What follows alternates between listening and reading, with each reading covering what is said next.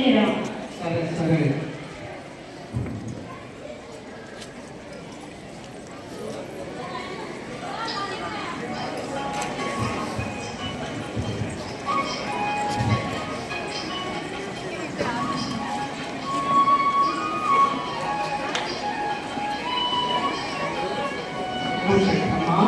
ఈ రోజు నేను కొబ్బరి అనుకుంటున్నా, కొద్దిగా నాకు సహకరించవా?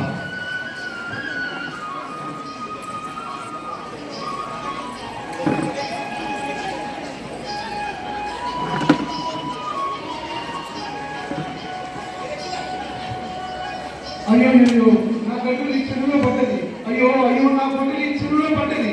నా గొడ్డలి ఈ చెరువులో పడ్డది.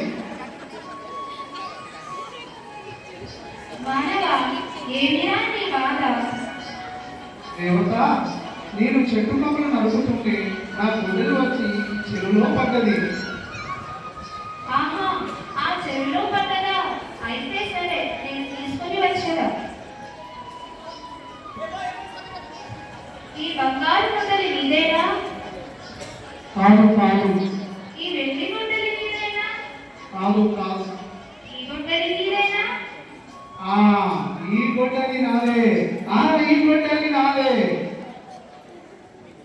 మానవా, నీ నిజాయితీని మెచ్చి నేను ఈ 3 గొడ్డలిని ఇస్తున్నా, స్వీకరించు.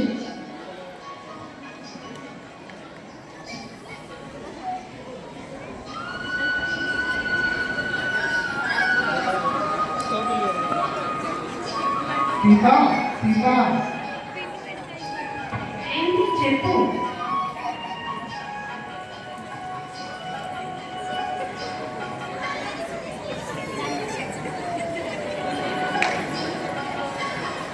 ఏంటి చెప్పు. నేను చెట్టు నరుకుతుంటే నా గొడ్డలి అదుపు తప్పి చెరువులో పడ్డది. అప్పుడు దేవత ప్రత్యక్షమై మొదటిసారి బంగారపు గొడ్డలి, రెండవసారి 2 గొడ్డలు ఇస్తే నావి కావు అన్నాను. ఆఖరికి నా గొడ్డలి నాకు ఇచ్చింది. ఇదే నా గొడ్డలి అని అన్నాను. అంతే, ఈ 3 గొడ్డలిని నాకు ఇచ్చింది. చాలా సంతోషం.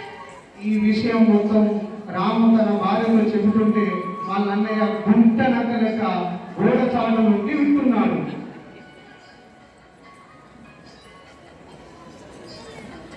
సుమతి సుమతి సుమతి, చెప్పు.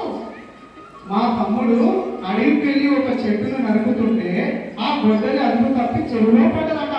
అంతే, ఆ చెరువులో నిద్రిస్తున్న దేవత ప్రత్యక్షమై మా తమ్ముడి గొడ్డలికి బదులు వెండి గొడ్డలి, బంగారం గొడ్డలి ఇచ్చింది. మరి నేను కూడా అడవికి వెళ్తా, సరేనా?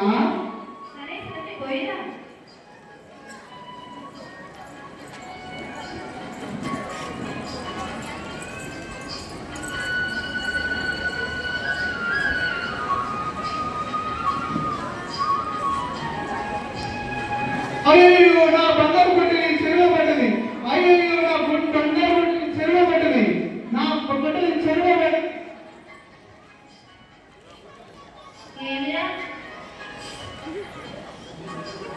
ఏమిరా నాయన, నా నిద్రభంగం చేశావు. నా బంగారం గొడ్డలి చెరువులో పడ్డది.